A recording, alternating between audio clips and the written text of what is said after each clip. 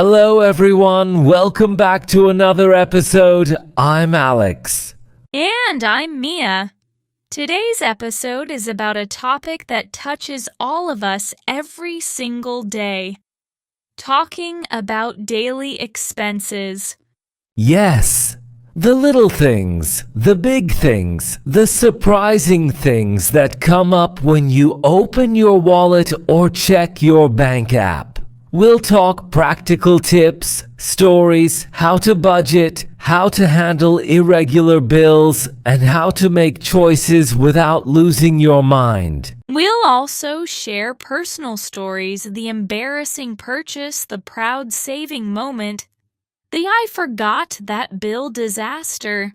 Think of this as two friends having coffee and getting real about money. Perfect. Let's jump in. To start, Mia, what's the most basic thing people should do to get control of daily expenses? I always say, know where your money goes. It sounds obvious, but most people don't track small purchases. A cup of coffee here, a snack there, it adds up. Start by tracking everything for a month. You'll be surprised. Yes, I recommend a simple rule. Write down or use an app for every expense above a small threshold, say $2 or the local equivalent. That makes you conscious. The big line items will pop out: rent, utilities, groceries, transport, subscriptions. Right! Subscriptions are a sneaky category. They're small monthly fees, but if you have 5 or 6 streaming services, cloud storage, apps, and a gym membership, that's a hidden monthly cost many miss. Exactly. And once you list everything, categorize them. Essentials versus non-essentials. Fixed versus variable. Essentials are rent, utilities, food, basic, transport to work. Variable items are dining out, entertainment, online shopping. And then you can set simple targets. For example, aim to keep essentials at X% of income and discretionary at Y%. Different experts suggest different percentages, but the key is to set a plan you can stick with. I like the 50-30-20 idea for a starting point. 50% on needs, 30% wants, 20% savings or debt repayment. It's flexible and easy to remember. Yes, but adapt it. If you live in a high-rent city, 50% may not be enough for needs. The important thing is awareness and a plan. Totally. Okay, practical day today. Let's talk groceries. How do you shop without overspending? Groceries are where many people lose control. My basic tips: plan meals, make a list, and don't shop hungry. Meal planning reduces impulse buys. Also, buy staples in bulk and use seasonal produce. It's cheaper and fresher. I'd add, check unit prices. Sometimes 2 for deals aren't cheaper per unit. And use a price comparison app or even a spreadsheet if you're disciplined. Also, be flexible with brands. Store brands often taste just fine and cost less. Yes! And freeze leftovers. Leftovers are essentially prepaid meals. Also, save on snacks by prepping snacks at home. Cut fruit, roasted nuts, yogurt mixes, cheaper than packaged snacks. What about eating out? For many people, daily work lunches are a major expense. True. One simple hack: bring lunch a few days a week. Even 2 to 3 homemade lunches can save a lot monthly. If you must eat out, limit it to special occasions or set a weekly budget for dining out and stick to it. I keep a lunch jar. When I buy lunch, I put a note on an app. When I hit my lunch budget for the week, I order in only if a colleague insists. It forces me to be deliberate. Another tip is to pick places with good value. Lunchtime deals, combo offers, or worker cafeterias if you have access. Small savings repeat and compound. Let's shift to transport. Commuting costs can eat a salary. Thoughts? Commuting strategy depends on your city. If public transit is available, a monthly pass can be cheaper than daily tickets. Car owners need to consider fuel, parking, insurance, and maintenance. Sometimes carpooling or biking is a huge saver. Exactly. Ride-hailing apps make life easy, but they add up. Use them sparingly. For occasional trips, look for promos or pooled rides. And for long-term, evaluate the true cost of car ownership versus transit. Also, choose the right timing. Avoid peak hour tolls where possible. And a little planning, consolidating errands into one trip, reduces fuel use and incidental purchases. Speaking of incidental purchases, subscriptions and microtransactions, how do you manage those? Review your bank statements every month.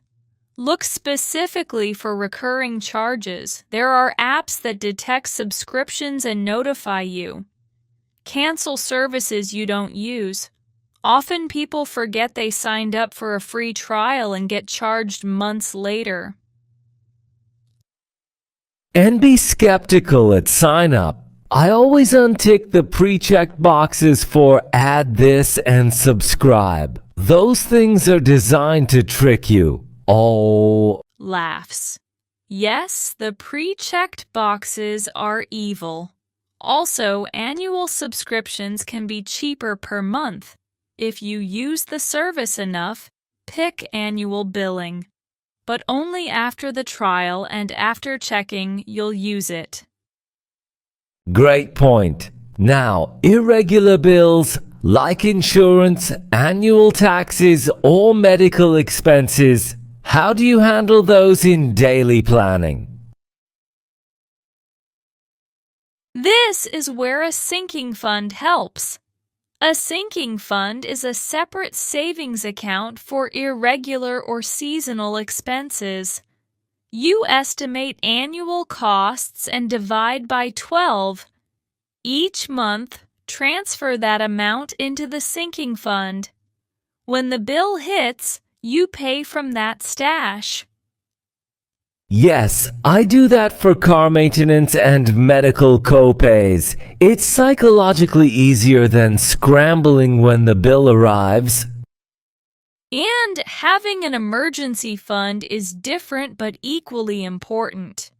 Aim for 3 to 6 months of essential expenses in an emergency fund.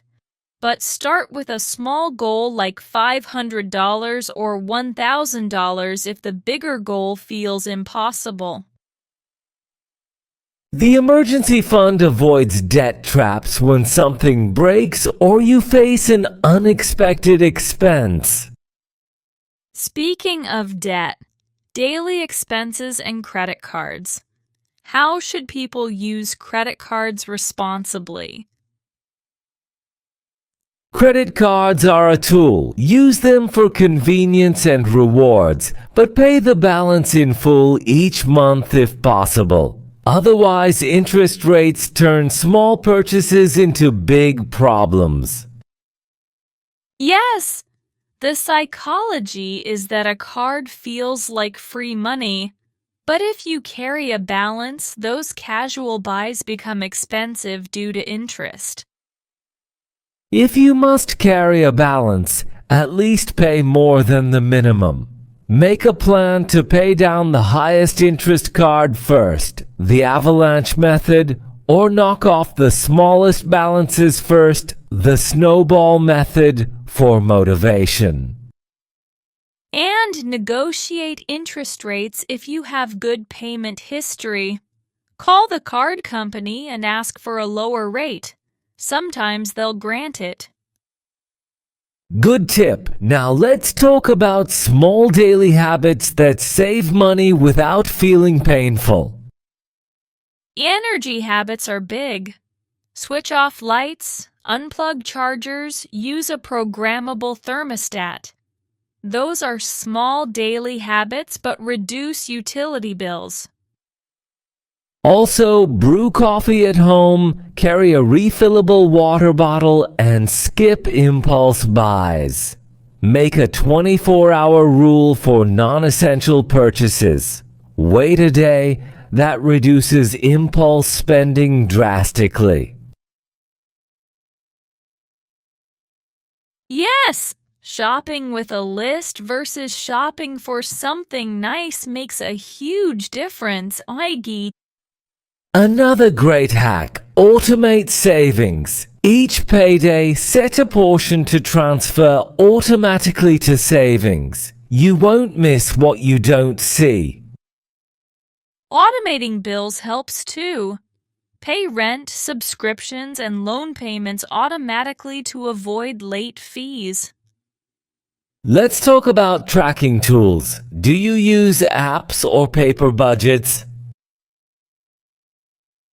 I use a simple app that links to my accounts and categorizes transactions. But I started with a paper notebook. The key is consistency. Track for a month, adjust categories, and make the tool work for you. I prefer a hybrid. An app for real-time tracking and a monthly spreadsheet for deeper review. The spreadsheet shows trends and you can make graphs. Humans respond to visuals. Yes! Seeing a pie chart of where your money goes is shocking in a good way. Now, emotional spending, retail therapy, comfort purchases after a bad day. How can listeners manage that? First, acknowledge emotions. If you had a rough day and want to shop, pause and ask, will this make me feel better tomorrow? Sometimes the answer is yes, and that's fine. But you can set a small, fun budget for emotional spending and stick to it. I call it the Feel Good Fund, a modest amount monthly solely for treats. If you blow it, wait until next month. No guilt. Also, use non-spending comfort strategies. Calling a friend, a short walk, listening to music, making tea, those often help. Let's discuss negotiation and saving on services, insurance, internet, phone plans. Many people never negotiate. Yes! Call your provider before renewal and ask for a better rate. Mention competitor offers. Sometimes switching to a competitor then returning triggers promotional pricing. Be willing to walk away. And bundle services carefully. Bundling cable, internet, and phone sometimes saves money, but only if you actually use the cable package. Avoid paying for channels or services you don't watch. For groceries, join loyalty programs and use coupons. But don't buy just because you have a coupon. Only buy what you'd buy anyway. Good rule. Now, cultural differences. Daily expenses vary widely by country. Any observations? Absolutely. In some cities, public transit and groceries are cheap. Housing is expensive. In others, housing is affordable but food and transport costlier. Cultural norms also dictate expenses, like tipping practices differing across countries. Exactly. For travelers, learn local customs, tipping, haggling, cash versus card. It affects your daily budget. And expatriates often need to budget for cross-border costs, remittances, international calls, or sending goods home. Those are recurring and often overlooked. Now let's share a personal, embarrassing money story. Mia, you go first. Laughs. Okay, once I ordered a fancy meal delivery late at night and forgot to calculate the delivery fee and service fee. The total was double what I expected. I swallowed my pride, ate the meal, and spent the next week making instant meals at home to recover. Been there. My worst was thinking a sale price was final, but taxes and local fees pushed the total way higher. I bragged about my deal until the receipt told the truth. Humbling. We laugh now, but those experiences teach vigilance. Absolutely. Now, emergency stories. You mentioned sinking funds. I had a flat tire in the middle of nowhere. Because of my emergency fund, I paid for the tow and repair immediately. No credit card debt.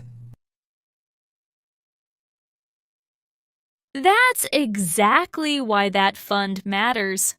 It's peace of mind, not optional. Let's tackle money conversations. Talking about expenses with partners or roommates. It can be hard. Communication and transparency are key.